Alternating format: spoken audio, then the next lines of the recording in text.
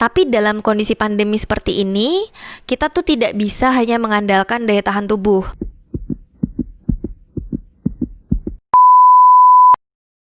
Share dan subscribe ya. Dan kembali lagi dengan saya Dr. Ursula dalam channel YouTube saya Dr. Ursula. Sebelum nonton video ini jangan lupa di subscribe, like, komen, share, oke? Misalnya teman-teman memiliki pertanyaan seputar kesehatan bisa langsung aja tanya di kolom komentar. Ini mau membagikan info terbaru COVID-19 per tanggal ini.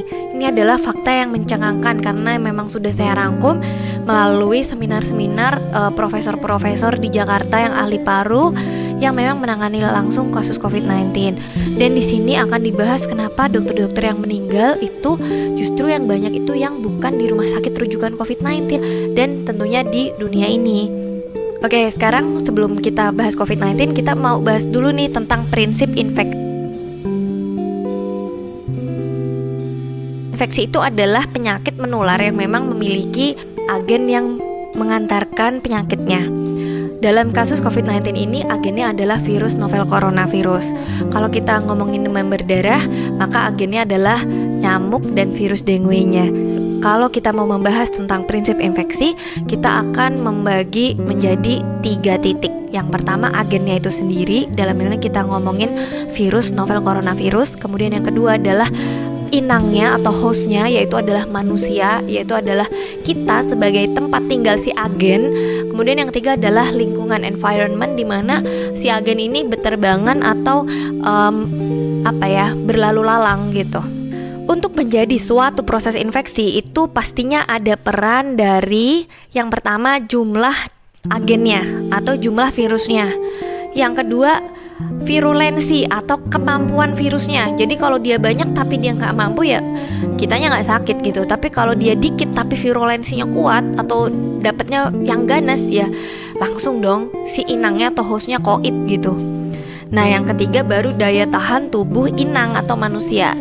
Jadi tadi ada 3 ya. Kalau untuk proses infeksi itu kita bahas yang pertama jumlah virusnya, yang kedua virulensi atau kemampuan virusnya, yang ketiga adalah daya tahan tubuh dari inangnya atau manusia.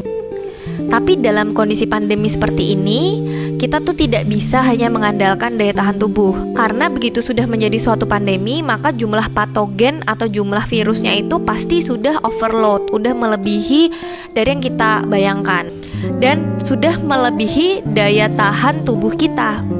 Jadi memang nggak ada istilah daya tahan tubuh saya kuat, karena virus novel coronavirus ini sudah ada di mana-mana. Ibaratnya udah berterbangan, nggak kelihatan tapi ada di sekitar kita. Tinggal jumlahnya dan virulensinya gimana ke badan kita gitu. Dan memang kita tetap harus menjaga badan kita supaya tetap kuat, tetap sehat. Gimana sih emang ada dok metode transmisi virus COVID yang terbaru? Iya ada.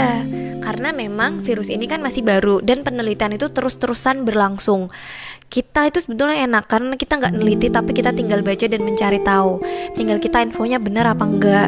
Kalau saya dari zaman kuliah memang diajari oleh dosen-dosen itu kalau mencari info ya berdasarkan jurnal kesehatan yang memang memiliki sumber-sumber atau daftar pustakanya itu banyak gitu loh. Di awal itu kan memang transmisinya dikiranya melalui droplet atau air cipratan ludah yang memang bisa muncratnya itu mentok-mentok ya semeter lah kalau orangnya gede banget. Kalau orangnya nggak terlalu gede ya misalnya sesaya ya paling setengah meter gitu ya. Tapi ternyata setelah penelitian yang berulang kan akhirnya diakui oleh WHO juga bahwa ternyata virusnya itu transmisinya melalui airborne atau penularan lewat udara. Ketika menyangkut infeksi saluran nafas, pasti kita ngomongin juga aerosol atau cipratan yang berterbangan di udara. Jadi transmisinya itu bisa sekarang tuh di angka 3 meter.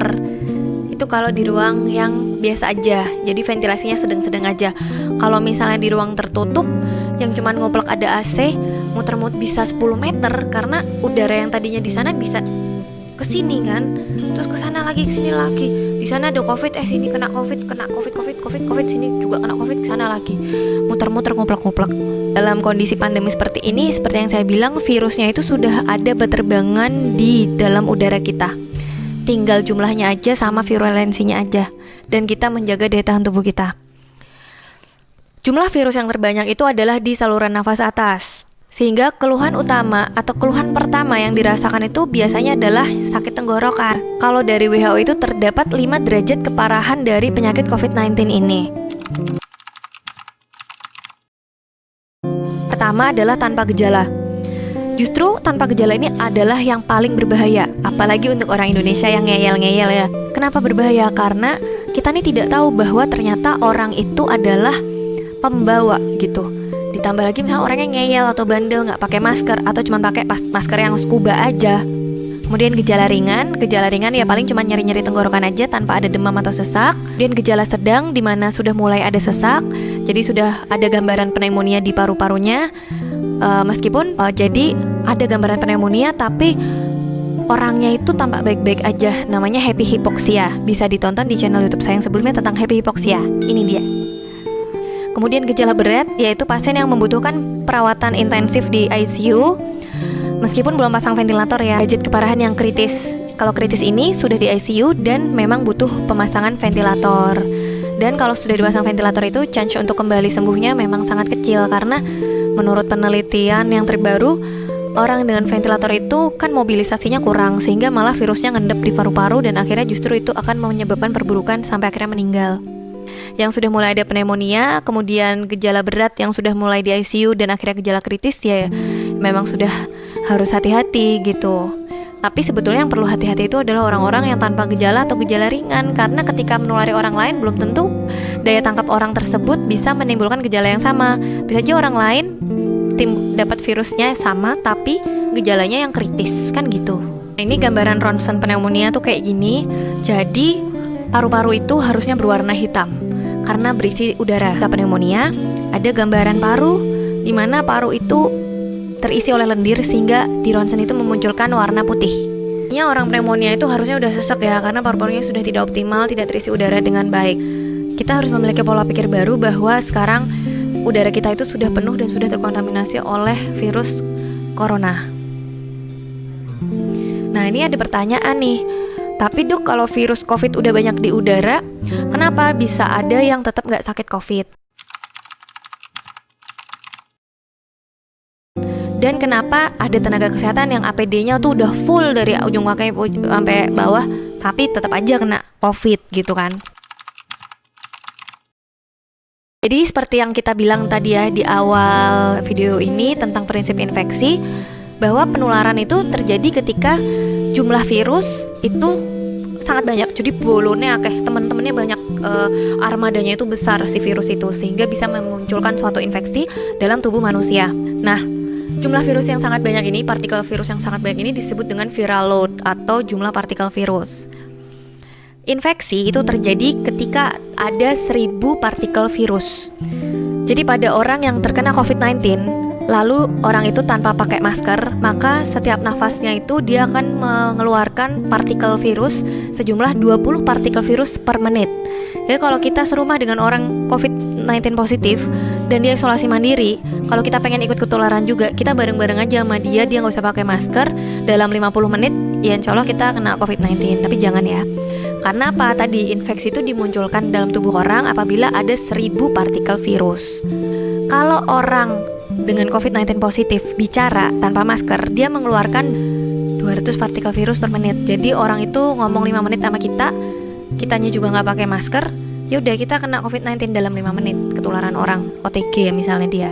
Nah, jadi disarankan memang pakainya masker bedah, meskipun masker bedah itu memiliki potensi kebocoran di beberapa sisi, yaitu di pinggir-pinggir dan di atas kan kayak ada lekukan lubang juga kan di dekat hidung itu bisa ada yang nyelonong gitu ya, virusnya masuk lewat situ gitu.